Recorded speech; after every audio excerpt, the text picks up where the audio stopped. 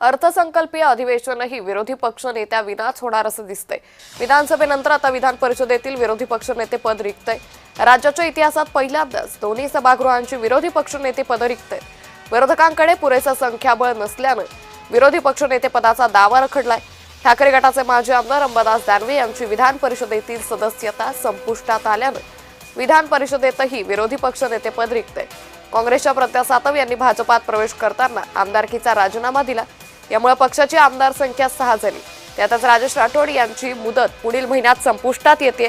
त्यामुळे काँग्रेसचं संख्याबळ आणखी कमी होणार आहे। त्यामुळे विधानसभेनंतर आता विधान परिषदेतीलही विरोधी पक्ष नेते पद हे रिक्त असल्याचं दिसून येतंय। त्यामुळे महाराष्ट्रातील अर्थसंकल्पीय अधिवेशनही विरोधी पक्ष नेत्या विनाच होणार असं काहीसं चित्र आता दिसू लागलंय।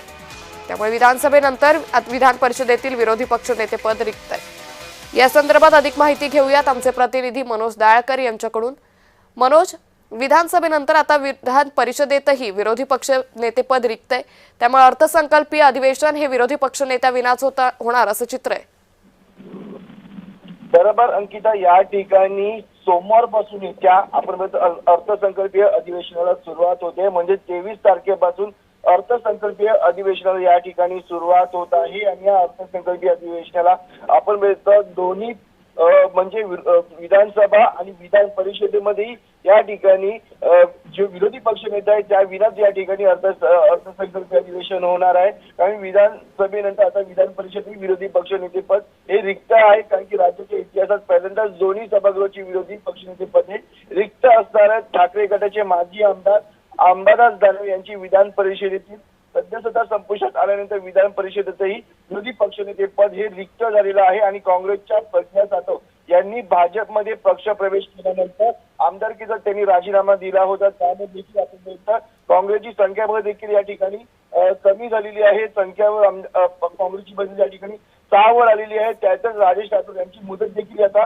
पुढील महिन्यामध्ये संपुष्टामध्ये येत आहे। आणि त्यामुळे देखील काँग्रेसची संख्याबळ अजून कमी होण्याची या ठिकाणी शक्यता वर्तवली गेलेली आहे। आणि त्यानंतर आपण जो संख्याबळ पाहिजे या ठिकाणी विरोधी पक्षनेते पदासाठी ती 10% असलं पाहिजे। पण या ठिकाणी आपण जी संख्याबळ ती 10% पेक्षा अधिक कमी आहे। त्यामुळे या ठिकाणी विरोधी पक्षनेत्याचा दावा हा रखडला जाऊ शकतो। त्यामुळे जो सोमवारपासून अर्थसंकल्पीय अधिवेशन होत आहे त्यामध्ये सुद्धा आपण विरोधी पक्षनेते पद हे दोन्ही सभागृहामध्ये म्हणजे विधानसभा आणि विधान परिषदेमध्ये दोन्ही सभागृहामध्ये। त्यामुळे या ठिकाणी विरोधी पक्षाविना या ठिकाणी अर्थसंकल्पीय अधिवेशन होतं का हे देखील तेवढंच कारण महत्त्वाचं आहे। विरोधक याकडे कशा प्रकारे मागणी करतात आणि कशा प्रकारे आपण आंदोलन करणार आहे या अर्थसंकल्पीय अधिवेशनामध्ये आणि आपले मुद्दे मांडणार आहे हे देखील पाहणं महत्त्वाचं आहे।